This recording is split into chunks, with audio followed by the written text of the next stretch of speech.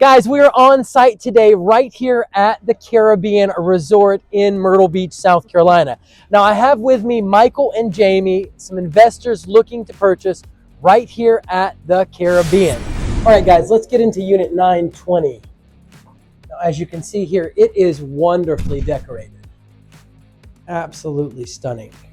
Beautiful flooring, flat screen TV, nice pretty blues. Everything's modern. I will say that I really enjoy that they built this closet this way. They've got tons of beach stuff for guests. That's a huge and valuable perk for guests because they're not going to be bringing a lot of that stuff. And you got a cleaning closet here. You've got a place to store the pool bracelets and stuff like that. Linens, of course, that's the owner's closet, and there is a nice coat on it. Super cool and easy for your cleaning lady. Now, as you come in here, you'll see the kitchen, beautiful cabinets, nice granite countertop, nice appliances. You have your vanity here with a nice modern light. Beautiful flooring in the bathroom. Tub shower combo here. Again, you'll notice modern. This is modern, guys. This is a much more modern touch, that door and that frame. And they've done that throughout this unit, as you can see here. See that door? See the framing there? Now, really cool little touch here for the electrical box, breaker box. Now, you're in the living room. They do have a Murphy bed here to the left, as you can see. Fan, lights, and absolutely stunning. Flat screen TV, plenty of furniture, and the moneymaker, as you can see, they have a nice tiled floor on the balcony and a beautiful oceanfront view. When you step out, you are seeing sand and ocean right in front of you. As you can see here, absolutely stunning. That's what your guests are paying for, the sand and ocean, direct ocean front. That's what they want.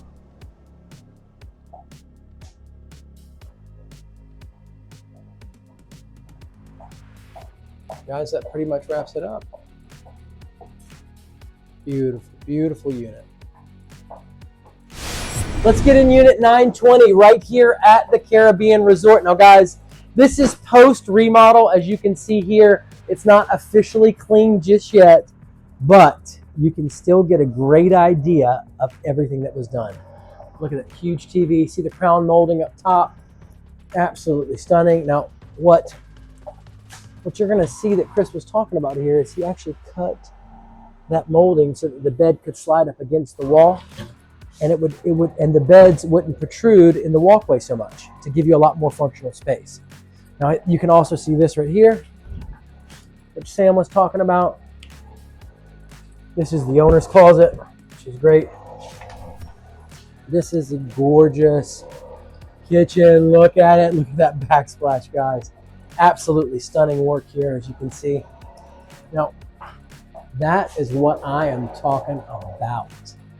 Super. Check these little buttons out. Light it up. See, guys, super cool, super cool. Anyways, we're having fun. There is your tub shower, restroom. As you can see, they really did a good job. Light fixture in there is nice too. Now, guys, check this out. Look at that accent wall. Come on. Beautiful fireplace, big flat screen, centered right on the bed, which is phenomenal. And this is where the Murphy bed used to be. Now, this has got to be pulled off, guys. You can see here that they've not officially cleaned all this up just yet, but you can see, look at that. Absolutely stunning. This is, as you'll soon find out, or you've already seen, this is how they traced in and held tight everything on that back paneling so that it doesn't come loose. Very functional, invisible shelves, as you can see. Beautiful, nice quartz desktop. Absolutely stunning, guys. And that pretty much wraps it up. This is Michael Tammaro's unit. It was a one-bedroom. Oh, don't miss the fan. These fans are super cool. It was a one-bedroom unit. Now it's a two-bedroom unit. There's another fan in here, as you can see. And here's our contractor right outside. Hello. Now, Michael, tell me just a little bit. How did you find me on YouTube? Kind of walk through that whole process there, because I know you mentioned you're working with another agent. It seems like it didn't work out so well. Yep. Kind of take us to school there. All right, so I love YouTube. I have found so much information on YouTube. I did a search for Myrtle Beach properties, and Brandon popped up. So I started watching him, and I was like, this guy's pretty relatable. Let me just watch him. He's got great content. He gives you the numbers. He gives you the facts. He tells you where to go. He's like, here, let me suggest this place. Let me suggest that place. And he's just a great guy from what I've seen on YouTube. And now that I've met him, I know he's a great guy. I appreciate that. I'll take it. I'll take it. Okay, and then so kind of tell me what made you change agents. You don't have to mention the name of the person, but like talk about that process. Well, I guess the main thing that I found with a different agent was they were more interested in selling top dollar. They saw the price, and I'm an investor, and I was like, I don't want to pay that top dollar. And all they wanted me to do is give a full price bid, and they were happy to write it up. And I said, this just didn't work it out. Showed me a couple of properties I wasn't really enthused about, and still wanted that full price offer. And I said, that's not how we do. Yeah. So, I was talking to Michael. I was like, recently I helped a very cool, a new friend of mine, Denny, and his wife purchase an oceanfront condo at Water Point 2, $100,000 under the last sold comparable. So yes, there are deals out there right now, guys. The market is flooded. It is very much a buyer's market. Now, I will say that our market is very unique in the fact that it is a resort and a vacation destination market. So even though there's a lot of inventory on the market, sellers are still fighting to not let those prices come down. And they really haven't dropped that much, but you can find deals out there. Now, Michael, take me to school on your top 3 picks. You chose Caribbean after we talked. Kind of walk us through, why you like this place. Well, one of the things that we like about it is it's very popular. Every time we've been through this area, we live here in Myrtle Beach, and every time we've been through this area, we've seen people coming in and out of the place. In the summertime, we came through here, and it's so lively out by the pool. Yes. It looked like a fun place. We're only a mile down from where the sky wheel is and all the attractions, so it's easy to walk from here. So to us, this was the perfect spot. We had looked at the Grand Cayman, which is a great place, but I think this is the place for us. It's got the better views. Come on, it's got great views, and it's newer, it's updated, it's close to everything. You can walk, straight down this strip anywhere that you want to go. It is technically in the north end of Myrtle Beach, which a lot of people tend to like. A lot of investors tend to like. Now, did you get a chance to check this one out online and kind of look at what other people said about it? Oh yeah. The reviews of this place is, compared to all the other ones around, is the best reviews they have at the Caribbean. Now, I will tell you guys that the Dunes Village Resort is infamous for being the highest gross rental income producing property at the beach. However, it has a very hefty price tag to play that game. So in my opinion, Caribbean, if you don't want to spend all that money to get in, this is going to be the place where you want to be. Now, I will also tell you that there are no rental restrictions here if you self-manage. So that means so it means your guests can use everything here, which is in part why this place is excellent. All right, so let's work through a cash scenario right here when purchasing a 1-bedroom, 1-bathroom at the Caribbean Resort. Guys, that purchase price for Unit 920 was $227,000. Now, I pulled the gross rental income from Unit 1231. In 2023, a 1-bedroom, 1-bathroom, Unit 1231 did make an astounding $72,000 in gross rental income. Guys, a solid 1-bedroom pulls in 40 grand. A good 1-bedroom, a great 1-bedroom pulls in 53 grand. An exceptional 1-bedroom pulls in $72,000. So I've used that $72,000 figure just to show you the potential or the upside of what a 1-bedroom unit has done here at the Caribbean Resort. Now, guys, your Airbnb platform fee at 3% was $2,160. If you subtract the $2,160 from the $72,000 in gross rental income, you do have a subtotal of $69,840. Now, your taxes for Unit 920 were $3,770, $3,258.16. Your cleaning services were $3,600. That is $120 per cleaning at 30 cleanings. Your excise tax was $565. Guys, excise tax. It's $145 base fee for your first $2,000 in gross rental income. Every $1,000 you make after that, you do have to pay $6. That is going to go to the city of Myrtle Beach for your short-term vacation rental business license, for a business license to operate that short-term vacation rental property right here in Myrtle Beach, South Carolina. Now, your local hospitality and accommodations tax, $2,160. Guys, it's 3%. It's 3% total. 1.5% goes to the city of Myrtle Beach, 1.5% to Horry County, and that's it for that. Now, your annualized HOA dues were only $8,496, which in my opinion, for all the amenities you have here at the Caribbean, is relatively cheap. Now, I will tell you that the last time the property sold was 2022, so you really don't have to expect the taxes to increase too much on this property. And electricity, internet, and pest control are included in the HOA fee, as well as exterior building insurance. Now, for everyone that's concerned about hurricanes, your exterior building insurance basically is covered in your HOA fee. Your HO6 covers the interior of the condo, that stud to stud inside. So you're covered both for the internal and for the external on the building. So guys, hurricanes are, they're routine history for oceanfront condo investors. It's part of doing business here. Same thing with special assessments. It's part of doing business here, guys. Now, yes, you don't want to buy a property that's got a bunch of special assessments, upcoming for all their major projects at that resort. You want to wait until the tail end of those projects are done. You need to get a solid and professional broker that will check into the meeting minutes for you of whichever resort that you choose to purchase in, to make sure that you're doing your due diligence and you're not buying something you're going to get hit with a ton of fees on. Give me a call, 843-360-1737. I'd like to be that broker for you. All right, Michael, take us to school on how you got into investing. How many properties do you own?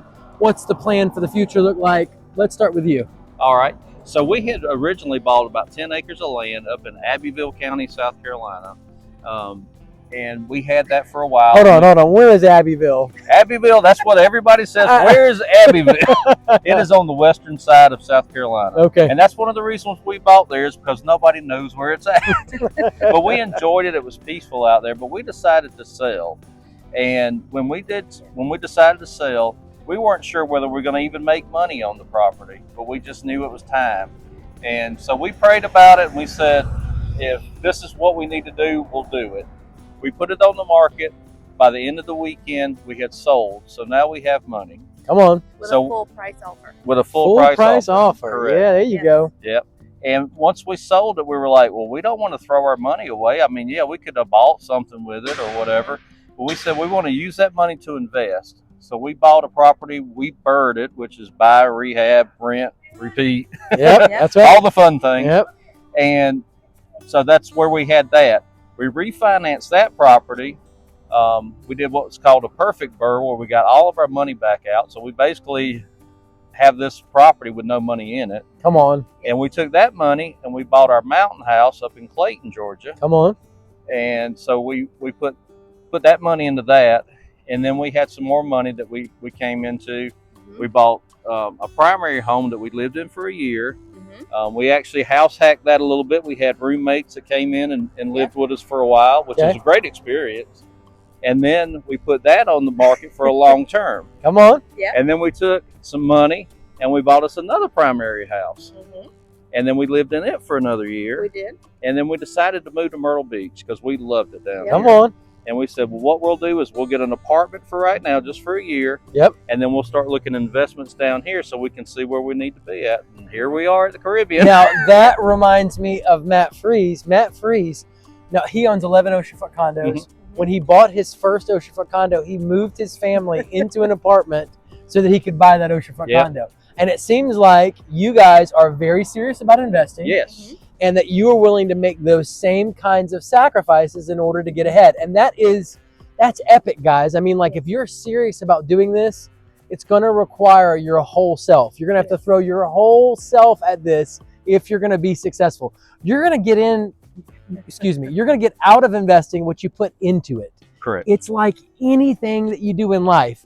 If you throw your whole self at it, you're liable to get a whole lot more than if you kind of go, well, if it's convenient and it works and the price works out well, and if everything is just right, then I'll do the deal. You're probably not going to do nearly as well. So again, investing is vigorous. It takes total attention. You got to be on it. You got to be serious about it, and you got to be willing to sacrifice for it, just like Michael here. All right, so let's work through a financing scenario purchase right here at the Caribbean Resort for a 1-bedroom, 1-bathroom oceanfront condo. Guys, purchase price was $227,000. Your 15% down payment on that $227,000 was $34,050. Yes, I have a lender, Jason King, who has a 15% down payment program on Myrtle Beach oceanfront condos. Now, generally, I want you to know this, guys, that oceanfront condos in our market are considered, a lot of them are considered condotels. They are formerly hotels that were converted into condominiums. It is very, very difficult to find a lender that will do a 15% down down payment on a purchase of a condotel. Generally, they're going to charge you 25% down. So if you want to keep some cash in your pocket for your next investment, give me a call. I'll put you in contact with Jason King. Now, moving right along, the gross rental income from Unit 1231 was $72,000. Guys, I found a Unit 1231, that made $72,000 in gross rental income in 2023. It's a 1-bedroom, 1-bathroom unit. I'm using this gross rental income figure to show you the potential of a 1-bedroom here at the Caribbean Resort. Unit 920 did not make that much money. Unit 920, anyways, the point is that a solid 1-bedroom, a good one's going to make 40 grand. A great one's going to make 53. An exceptional 1-bedroom is going to make $72,000. This one is stellar and crushed it.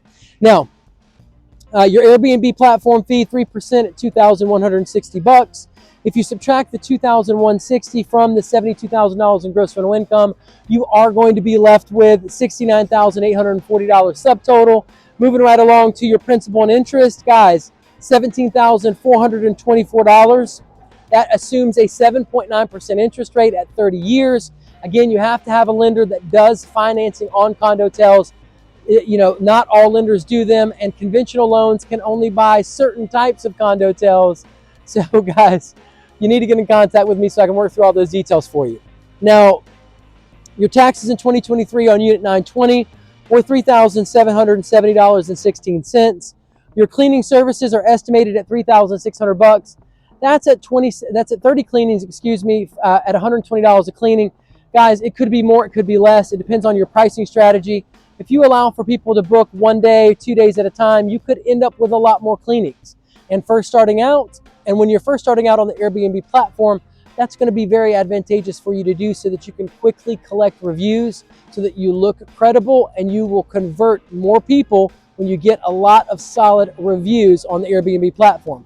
So maybe your first year or two, you're letting people rent for one day, 2 days, 3 days. But after 2 years, when you've collected a lot of reviews, you're letting people only rent for 1 week. So you have to, you're going to have to figure that out on your own. I can just give you, a kind of middle ground estimate, and that's what I've done here. I got you at 30 cleanings for $120 a cleaning. Now, and you might be able to find a cleaning lady that does it for $85 a cleaning.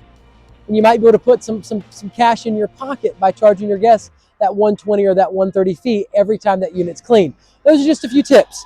Anyways, moving right along, your excise tax was $565. Guys, that is calculated at $145 for your first $2,000 in gross rental income. That's your base fee. Then every $1,000 in gross rental income you make after that, it's $6.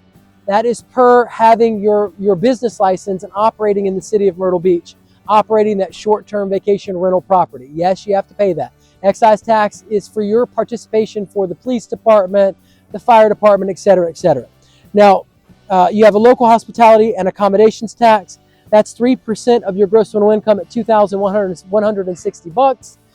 1.5% of that goes to the city of Myrtle Beach. The other 1.5% is going to go to Horry County. Guys, this is what I want you to know. Not all platforms collect all the taxes. Airbnb, from what I understand, does collect all the taxes. There is a 10% South Carolina state tax that passes through the transaction that the guest pays. However, you need to investigate the individual platform that you're advertising on, Booking.com, VRBO, Airbnb, and make sure that you're collecting the appropriate taxes and that you're prepared to pay the appropriate taxes when it comes time for tax season. Now, annualized HOA dues, $8,496 for the year. Now, if you subtract the $36,015.16 from the $69,840, yes, you are left with a whopping profitability of $33,824.84 after financing. Guys, after financing. Do you hear me? Wow. Don't tell me that oceanfront condos aren't profitable and can't be profitable. Unit 1231 is proof that they are very, very profitable. You just have to know what you're doing. Now, how did they make that much gross rental income? A stellar remodel, stellar design work, simple touches, and they did additional marketing on Instagram. I reached out to them and I talked to them. That's what they did, guys. It's that simple and that easy. Oceanfront condos are profitable. They make annual profits every year. In this case, to the tune of $33,824.84. Additionally, you get taxable income deductions through depreciation. Additionally, they appreciate and build you a nice nest egg. Additionally, you can use them for your vacation stay and save money on your vacation expenses. The benefits are numerous, guys. And in my opinion, you don't have all those ups and downs like you do with the stock market.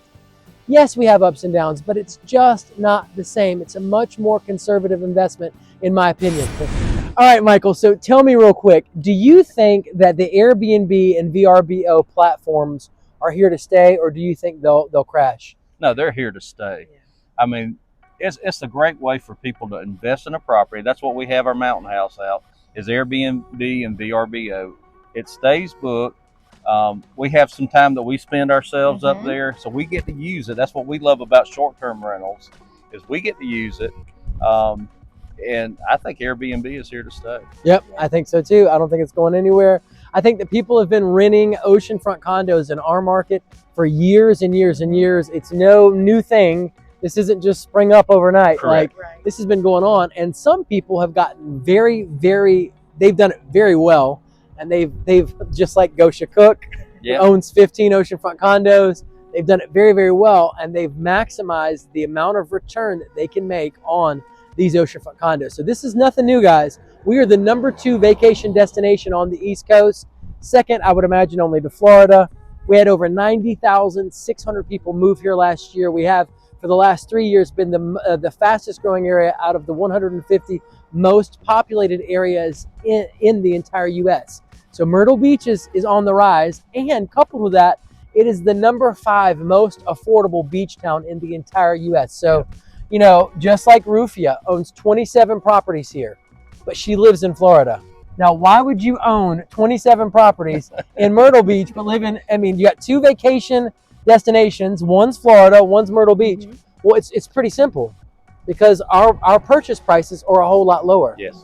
And they're making the same gross rental income. So why wouldn't you spend less money to make the same annual profits every single year? Myrtle Beach is where you want to invest, guys. All right, so let's talk through depreciating this 1-bedroom, 1-bathroom unit here at the Caribbean Resort. Guys, at a $227,000 purchase price and being able to depreciate short-term rentals over 39 years, that gives you a taxable income deduction annually of $5,820.51. Now, for all you high-income earners, you can do cost segregation studies. Get with the CPA that specializes in them and do them on your oceanfront condo. You could be writing off as much as $30,000 in a given year. All right, Michael, so it's pretty clear that you've chosen Myrtle Beach as a place to invest. Now, you mentioned investing in other markets. Why did you choose Myrtle Beach over other markets? Well, that's pretty easy, because if you just look going up and down the road here, there's traffic. There's people coming into Myrtle Beach. We have an international airport here that flies people in. No other market around the area has that. You've got oceanfront condos that you can purchase for literally $200,000, if not even less. Yep. You can buy those even if you don't even rent them. If you just want to stay in one every now and then, it's just a perfect price point. If you look anywhere else in the nation, you're not going to find anything at that same price point. Yep, all day long. So We definitely have a great airport nearby. We have 20 to 22 million tourists that rent these oceanfront condos and visit all the time each year. So our market is posed to be an exceptional market for short-term vacation rental properties. Now, real quick, do you think that our market is oversaturated because of, because it is such a vacation market? Do you think that maybe the Airbnb and VRB platforms are, have too many listings on them and there's not enough money to be made here? No, not at all. I have heard the oversaturated argument all my investing career, even before investing. Some of the other things that I've done in my life, everybody says, well, it's oversaturated. It just means it's not easy to do just by punching a number, hitting a button. You have to work at it, but there's no such thing as oversaturated. Guys, if you're good, you can do it. That's exactly right. Now, I completely agree with you, Michael. I'm so glad that you said that. That's an excellent way to look at it. There's competition anywhere that you can make money in any business. Yes. Basically, 100%. I mean, like our government has set it up. There cannot be monopolies. So, guys, you got to learn the rules of the game. There's a reason why the top 5% are in the top 5%. It's something that they are doing that you are not doing, which is why you are not in the top 5%. It's literally that simple. It's that quantifiable. It's that easy, guys. And if you watch the channel, I take you through all kinds of stuff, telling you exactly what to do to make sure that your unit is in a top 5% condition so that you rake in the cash. I mean, just think about Rufia at the Ocean Reef. She's pulling in between $150,000 and $180,000 a year in gross rental income on a 4-bedroom, 3-bathroom oceanfront unit. It's doable. Now, are all the units there making that? No. Are there plenty of the units making, $70,000, $80,000, $100,000? Yeah. And they're not doing the same things that she's doing. She's built a repeat book of business year over year. She most likely has excellent customer service, and she's found a way to identify with the people that rent her unit so that they keep coming back for more. And she's probably done a lot of the great touches throughout her unit that need to be done. She's updated it. She's got the right colors in the unit. I mean, like the people that are really doing this, they really get into the details of it, and they do it very, very well. And they repeat that formula over and over again in condo unit after condo unit that they invest in. Now, Michael, you mentioned owning a property there at the beach. Talk to me about your vetting process. Is there any kind of special vetting process that you use, renting on Airbnb or VRBO? Is there any kind of vetting process? Generally, no. What we do is we like to rent to people who enjoy the area. And when the main vetting that we do is when we send out our information, we put our listing on Airbnb and VRBO. We explain everything that we want to have. We explain everything that we have at the unit. We have great pictures, and it basically vets itself. It's not something that we have to do ourselves. We do that preemptively. Yeah, you've set everything up so well to where at any point throughout the process, somebody knows if this rental's for them. That's correct. Yeah, that's correct. Wonderful. We want to present all the information. There's no need to hide anything. If you've got flaws in your property or anything like that, just show them. Everybody wants to rent your place. Yeah. Well, I mean, I was recently talking to a new investor, and basically what it boils down to is, guys, if you invest at a place where where your guests can't use all the on-site amenities, there are plenty of visitors that would like to get a reduced price on their vacation and not use all the on-site stuff. And they will rent your unit all day long, and you will make money, and you will and you should do well. And if you don't believe me, ask Gosha Cook. Ask, call Gosha, call Matt, talk to them on the channel. They rent and do this all the time. And so there's an audience for every type of unit at every type of place. You just have to dial into that niche market and be specific and set it up correctly so that everyone understands, it's fully transparent. They know what they're getting. It's in that listing. It's in those check-in details. You made it very, very clear, and it's a win-win. All right, guys, so let's work through appreciation right here at the Caribbean Resort for these 1-bedroom, 1-bathroom units. Guys, if you'd have purchased the average 1-bedroom, 1-bathroom in 2014, you'd have paid $122,028 for it. Now, you fast forward to 2024, That same unit's running $218,518. Guys, that's $96,490 in appreciation. That's $9,600 a year on average you are appreciating, on top of the annual profits, on top of the income deductions for your taxes. I mean, man, the benefits are numerous. All right, Michael, take us to school on, being an Airbnb VRBO operator, being out of state. You got a place in Georgia. Right. How do you handle out of state emergencies? How do you handle maintenance? Right now, we have a great cleaner. We vetted our cleaners. We interviewed 3 or 4 people. The one that came was actually the cheapest, which is not always the best to go with. But everything that she said, we took her on her word for it, and she has been like a godsend to us. Awesome. She does a great job. I send her our schedule of when our guests are coming. She puts it on her calendar. I never have to call her and tell her. She always tells us. She says, hey, the place was left clean, left a little dirty. She always lets us know these things. All right, now, what about maintenance? Maintenance, I usually do the maintenance because we like to go up there and visit ourselves. Yep. So generally, I just go up there, 3-4 times a year, and we have our mini vacations, and I do a little bit of maintenance. Dude, I hear that from a lot of investors like doing that. Like Matt. Matt travels from North Carolina here. I guess, there's like a sense of, you get to see your unit, make sure everything's okay, Exactly. lay your eyes on it. Yeah. No one's going to take care of your place as well as you take Dude, care of your place. I say this, I feel like I say this all the time. It's the same thing with marketing and self-managing your unit. Guys, you can do Facebook posts, you can go on Twitter, you can do Instagram.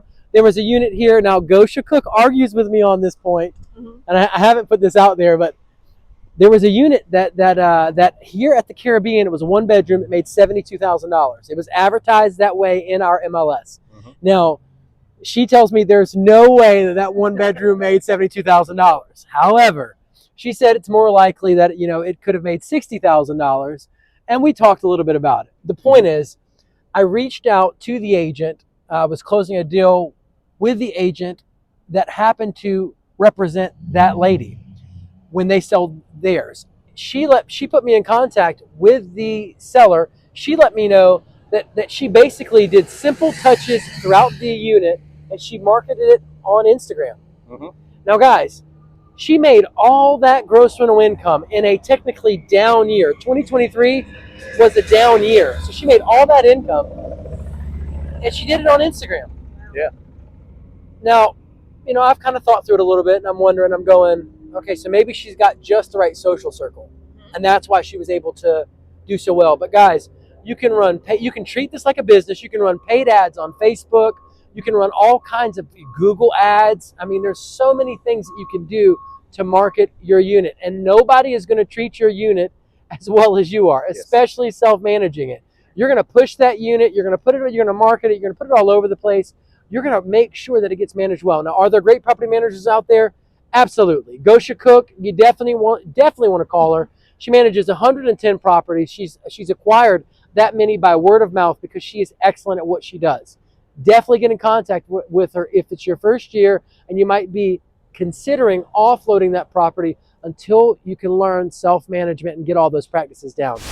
Guys, let's work through variants right here at the Caribbean Resort. Unit 1231 in 2023 made $72,000. Unit 1522 in 2022 made $42,068. Unit 1133 in 2022 made $40,998.41. And then finally, Unit 824 in 2023 made $33,283.38. That is an average gross rental income of $47,087.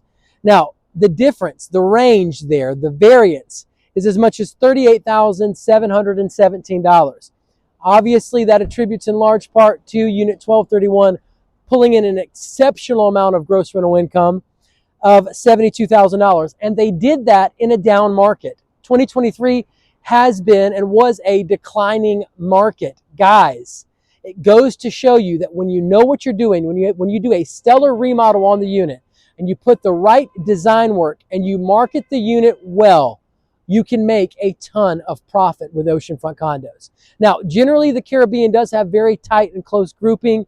This resort, hands down, in my opinion, has a well-established name and brand, and people know year after year they can come here and get that good quality service that they're looking for. It's got great amenities. It's in an excellent location.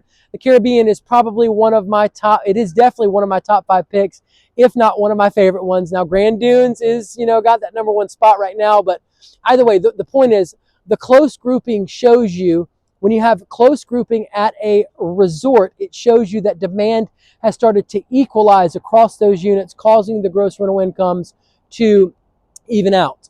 When you don't have close grouping, you have to be careful, because it could be that a resort, might have some great units, but it's really not ran well, and there's not enough demand on all the units to cause those gross rental income numbers to equalize, to pretty much be about or around the same. So when you have an oceanfront condo resort, again, with high variance, be on the lookout. You definitely want to dig into those meeting minutes and really check it out and make sure it's solid.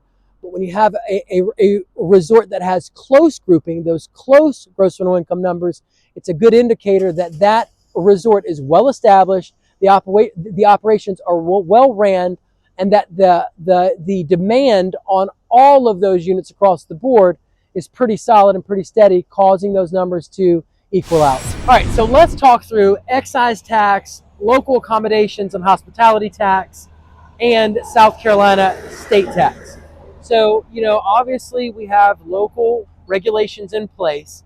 If you own and operate a short-term vacation rental business, you very much own a business. Yes. And you have to get a business license. I mean, it's probably that way everywhere. Right. Yeah. Right. Correct. So do you foresee regulations getting crazy here, or stopping people from owning and operating short-term, Airbnb rentals? Absolutely not.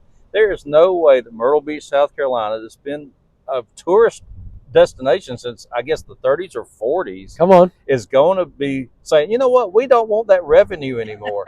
Matter of fact, we're having a bill on our voting this year in November that they're asking about extending the roads, paving the roads, getting more tourists to come in. And their quote is, the tourists are going to pay for it. And that's the same thing with your short-term rental. The tourists pay for your taxes. Right. The tourist pays for your licenses and your fees. Come on. HOA fees. Everybody's worried about HOA fees. Dude, I hear it constantly. They don't pay stop. for it. First-time investors, they ask me this, but it's $1,700 a month in HOA dues, Yeah. Well, that's because there's a lot of value-added amenities there, 17 pools and a water park and XYZ. So it costs a lot of money to maintain that stuff. That's what's creating the draw to cause that 20 to 22 million visitors to come visit our market each year. They want the beach and they want all those amenities. They want a resort-like experience. So they're paying for it anyways. Who cares what the HOA fee is? Yes. Tell me what the gross rental income is, what the operating expenses are, and what the profit is at the end of the day, and let's go. Exactly. If it appreciates well, did it make many of our oceanfront condos appreciated over 100% in our market in the last decade? Did it appreciate well? Can I write it off on my taxes? How much annual profits am I making each year? Yeah. That's what I'm concerned about. I'm not concerned about, now, yes, should you have reserves? Of course. Of course. Yes. It's a business. Yeah. You got to have reserves. If you don't have reserves, there's going to be some downtime. Yeah. There's going to be some up times. But if you don't have the reserves, you don't have any business. It's going to put you in a bad spot. Exactly. God forbid.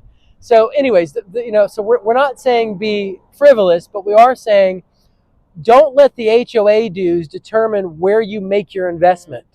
Let the gross rental income and the gross rental income potential at that particular resort choose where you're spending your money.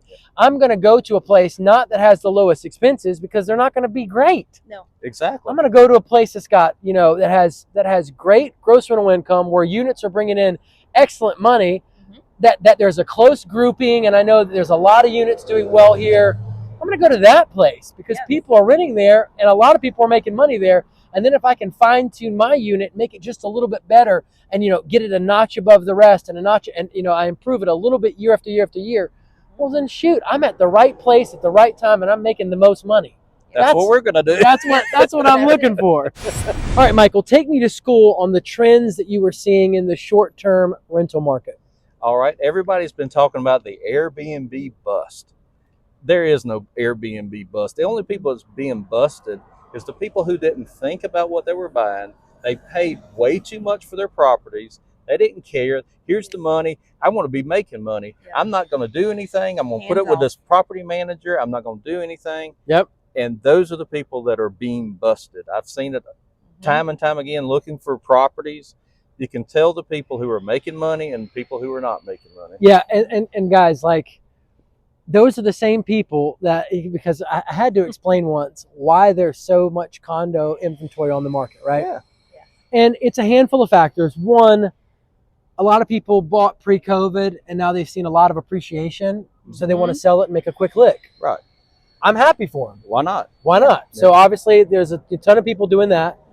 Then you've also got people where this past year we had some insurance increases. Yes. Well, because they're not fully into the game that they're playing and they pass it off to somebody else, not serious about it as a business, it's fun. They like the idea of it as a business. They like the idea of making money, but they're not actually there to make money using oceanfront condos. If they can make some passive income, that's great, but that's not really what they're all about. Those people saw the insurance increases hit and they freaked out. Yeah. And they're like, put it on the market quick. We got to sell it. I can't afford another $1,000 a year. I can't, exactly. Like one place went up like $82 a month. Yeah. $82 a month. Now I get it. Yes. You know, nobody wants to pay an extra $8,200 a month. You know, $82 a month is $82. At the end of the year, it's not even $1,200. Yeah. Correct. You know what I mean? And if I'm making a whole lot more gross rental income anyways, and it's covering everything, then who cares? But the people, it was routine history for serious oceanfront condo investors. Yes. Just like special assessments. Special assessments are routine history. It's part of the game that we play. Can we control it? No. Do we want it to happen? No. Jason King got hit with a special assessment his first 10 months. He paid it and still made $11,000 profit. It wasn't that big of a deal. It's just part of owning, and it's the part of the business that you're in. So for many people, they saw those insurance prices hit. They weren't really serious buyers, and they're like, oh shoot, man, we got to sell this. This is going down. This is going to get worse. We're going to hit with special assessment next. You know, and they run around like Chicken Little. The sky is falling. The sky's falling. The sky's falling, and they put their property on the market. Well, that's just human though, because we had the same thing happen to us on one of our long-term rentals. Our taxes went up from $1,000 to $4,000 a year. And we were like, "Oh my goodness, the end of the world!" Now, of course, we had a nice little gap in there, and it took away all of our profit margin for the next couple of years. But that's just the name of the game. We're in it for the long term. And when you think long term, it might have pulled your profit margin out on an annual basis, right? Correct. But it didn't stop you from earning appreciation over the next 10 years. Actually, the appreciation went up from that point. So think about this. There are some oceanfront condos in our market, a lot of the nicer ones, you know, the $400,000, $500,000, $600,000 ones that have appreciated as much as I found one that appreciated $301,000 in the last 10 years. Wow. That's $30,000 a year in appreciation you're making. Exactly. If your property does that, even though you've missed out on annual profits, you're still making $30,000 a year. Making it. That's not bad. Divide that by 12, and then you got a monthly rate, you know? Exactly. And then also think about, you're writing off, you know, if it's a $400,000 property, you know, you're writing it off depreciation every single year, saving on your taxes. So if you really start to add up those benefits. Plus, if you finance it, you got principal pay down. Plus, you can write off the interest payments. Write off the interest payments. I mean, like, you know, I mean, like, there's so many ways to win here that it is silly almost. Yes. We have actually a 6-month meeting between me and her. Yep. Yeah. And we have a 6-month meeting, and we write down all of our monies, and we say, okay, well, we've appreciated. Look at Zillow. It'll tell you how much you appreciated. We appreciated $2,000 this month on this particular, or $2,000 so far in this 6 months on this particular property. We've had this much pay down, you know, maybe $400 or $500. Yep. But that's still $400 or $500 more dollars that we didn't have to pay, that somebody else paid for us by renting our property. That's exactly right. It's looking at that oceanfront condo or that investment as an employee that goes to work for you, making money and working while you're not working, which is what you want 100%. all day long. 100%. Now, guys, I've turned the camera on just for one quick second to ask Michael this amazing question. Michael, have you had any nightmare guests since you've been doing Airbnb and renting properties? Absolutely not. That's the funniest thing, is because people always want to know what the nightmare stories are. Yeah, we've had a few damages. I mean, just a couple of weeks ago, we had some binoculars get broken. Oh my goodness, $30 binoculars got broken. So you're going to have little things like that. But as far as, you know, everybody thinks you're going to have, yeah, exactly. Yeah. Everybody thinks you're going to have a big party at the house. People's going to trash your house. They're going to throw the couch out the window.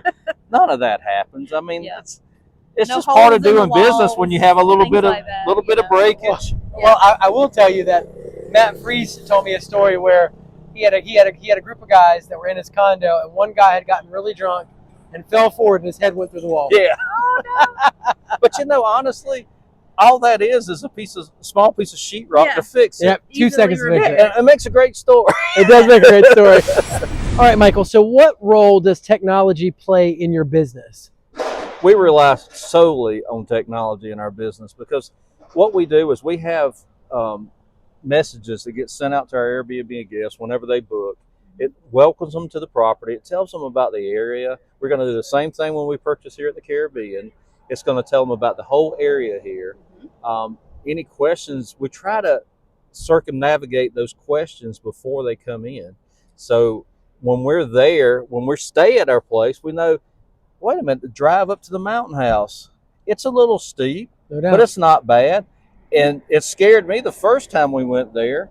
But then I realized there's people who've been living here all their life, and they just whip up the mountain. And here I am. I'm the one that's scared. Yep, like it's nothing. So being scared is just part of it. But yeah, we use all that type of stuff. I mean, the bookings. We use pricing software that tells us how much we should be charging. Price Labs. Price Labs. Price Labs. Exactly. Yep. We use that. So just those few simple steps is what really makes our business run smoothly. Guys, technology takes a huge burden off of you. It's not like you have to carry a notebook around and write all your guest information down like back in the day. Yeah. Now things have changed, guys, and you can run a lot of this and streamline a lot of it right here, you know, right on your phone, like literally. Right. Yeah. Take your phone, download the app, and you're in business. Yeah. And most of the times people don't even contact you. It actually worries us when we don't hear from the guests. It's just, did they like it? Did they didn't? And then we get 5-star reviews. Yeah. So, and you're super happy. Yeah. Right. No news is good news. Come on. I'll take it. All right, Michael, let's talk about your exit strategy. Yeah. What is you guys' exit strategy? So the reason we got started in this is I was in my early 50s when we got started. Okay. And I said, we need something to retire on. Yeah. How are we going to do that? Yeah, we got a little 401k, but I don't think that's going to be very sufficient. Social Security, not very sufficient. Come on. If we don't invest our money now, we're not going to have anything. Come on. And I don't want to be working when I'm 65, 70, 80 years old. Get it. So, yeah, so our actual exit strategy right now, we're in what we call the building phase. So we're acquiring properties now. We're going to be building them to a certain point, 10 properties, 20 properties, whatever that may be. And then once we get to that point, we're going to start either liquidating a few of them, selling off some, getting these paid off, and then we'll have that income coming in every month. That's right. That we don't have to worry about Social Security or 401k money Absolutely. Or how much the grocery prices are going to be. And guys, I think that is a very, very viable strategy. And if you are watching this and listening to this, and you are a baby boomer, and you're interested in making sure that you bolster your retirement income, this is the place you want to invest your money. You can literally, like, I talk to investors all the time, right? And they'll start with long-term rentals because it's safer, there's less risk, but they're making like $400, $600 a month. You know, it's not great, you know? And then they'll start out, they'll play with short-term rentals. And then from there, they find out about oceanfront condos, and they find out they can rent them 12 months out of the year. They can make a whole lot more profit with them. And they quickly discover, I need to sell off all these other properties and invest everything I've got in oceanfront condos. So you might want to consider diversifying your portfolio, specifically by investing in short-term vacation rental properties like Myrtle Beach Oceanfront Condos, because in my opinion, they are in a league of their own. This type of real estate is not, I mean, it is, in my opinion, it is way more profitable than long-term rentals. It is way more profitable than simply short-term rentals, even a block off the beach. The oceanfront properties are simply in a league of their own. All right, Michael, talk to me about that get rich quick narrative around short-term rentals. You know, is this a myth, or is it, you know, is it something that's populated by influencers? What's the deal with it? Get rich quick is exactly the scam you always thought it was. There's no such thing as get rich quick. If you could buy something and get rich overnight, you would be a get rich quick person because everybody would be getting into it. Everything in life, if you're a person that has been around a while, you know you have to work at everything. Come on. You can buy stuff. Yes, we're going to buy a condo here, but I know there's going to be a lot of work going into it to get it set up, to get it going, to get it moving. There's things you have to do to get going. But then once you have it, it's not a get rich quick, it's a get rich slow. Because over time, you're going to get rich. That's cool, guys. So basically, it is organic growth. It is step by step, methodical, oceanfront unit after oceanfront unit, year after year after year, renting them out, bringing in the income, and making wise decisions with the money that you make. Most definitely. It is very much organic process. In my opinion, it is not get rich quick. I am not proposing get rich quick. You are probably not going to get rich quick. Now, are there strategies that you can employ that can put you ahead of other people? Absolutely. Most definitely. Are there things that you can do to make sure that you maximize income and increase occupancy? Yes. Absolutely. Is there enough business here to really be about it and be excellent at it? Yes. Absolutely. Yes. Is it going to take hard work and consistency? Absolutely. Yes. So, yes, there's no get rich quick. Yes, it is a myth, put out there by influencers. It is not. That is not the path for Oceanfront Condo. We're talking about year over year investing, pulling money out of one Oceanfront Condo, maybe paying down on another one. I am a proponent of using financing. You do increase your yield, your return on investment, when you use somebody else's money to buy a property. You've got less of your own money in it. It is a smart move. Yes. Are there things that you can do? Yes. Are there ways to do it quicker and faster? Yes. But it is still going to be very organic, and it's going to require a lot of steadfastness and a lot of consistency at the end of the day. Michael, tell me what your biggest failure in real estate is to date. Oh my goodness. So in the early 90s, I loved real estate. I thought it was really cool. I became an agent for about 6 months and I lost my shirt. But I always loved real estate. I thought it was so cool. So we started, if you remember back in the early 2000s, there was flip this house and flip that house and flip the other house and flip this one. And I finally decided, let's do a flip. So we bought a property, and it was in 2007-8 when we bought it. And I always tell the story that the day I signed at 5:01, the market crashed at 5:02. And so we had to do a short sale on that piece of property, and it affected our credit, and it was a bad time for us. But what we did is we started following the trend that everybody's buying now, and it wasn't the time to be doing that. It wasn't a smart move. Exactly. Yep. And from that, but the good thing is we have learned valuable information that we really check out our investments. And you didn't bury your head in the sand and quit. That's right. Now, it took a while. Yeah, it took a while, but you're right back on the scene, and you're going after that dream, and you're overcoming. Correct. Which is what you should be doing. Exactly. Come on now, that's right. That'll preach, right? I gotta preach. Come on, Amen. come on. Okay, so if you could give your younger self one lesson, if you go back in time and give your younger self one lesson, what would you say? I would say it just takes time. With me, when I was in my 20s, I thought I could get rich overnight, like we had discussed. And it didn't come. But you have to learn. You have to have some life experiences about things. So things come and go. But the main thing is you got to find somebody that you can trust to go with you. This guy right here is the guy I think you should be able to trust. Take it all day long. I'll help you all day long. I'm interested in helping you build that generational wealth for you and your children and your children's children. So give me a call. Don't be a stranger. It's 843-360-1737. All right, now, Michael, if you could give one piece of advice to any investor out there watching, what would you tell them? I would say do it. learn all you can about investing. I mean, there's so much. YouTube is like investor college. Come on. There is so much information out there. You can go to different sites and they'll tell you all kinds of different things. Don't get tied up in analysis paralysis, though. Learn the basics. Find somebody, like we said, that you can trust, that can do it, that can help you through this thing, and jump in. Do it. Yeah. Worst thing you're going to do is lose. Guys, I mean, you are one step away. If you pick up the phone and call me, I get calls, emails, texts all the time from investors just like you. Pick up the phone. I don't care if you're 1 year, 2 years, 3 years out. Pick up the phone, call me. I can take you from where you are to where you want to be, most likely in one conversation, maybe two, maybe three, but in a few conversations, I can help you move from getting all those questions answered, filling all those blocks in, just speeding this process up so you don't have to spend countless hours running numbers and figuring this out. And what about taxes? And what about the location? What about attractions? And I can speed that whole process up for you. Just pick up the phone and give me a call. Again, that's 843-360-1737.